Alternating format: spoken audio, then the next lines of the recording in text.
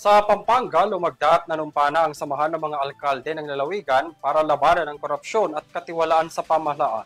Si Catherine Landicho para sa balita. Nagkaisang lahat ng mga alkalde sa lalawigan ng Pampanga sa paglagda ng isang covenant laban sa katiwalian.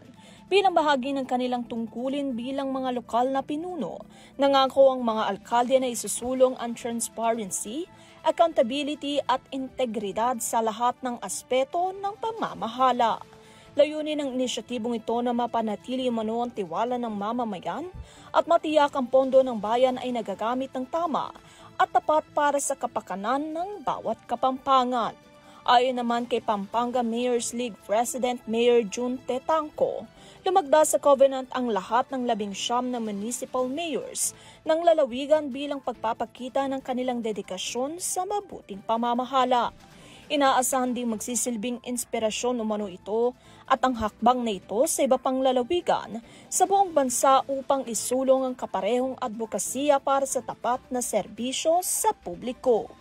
Para sa UTV News, Catherine Landicho, sumasaludo sa bawat Pilipino.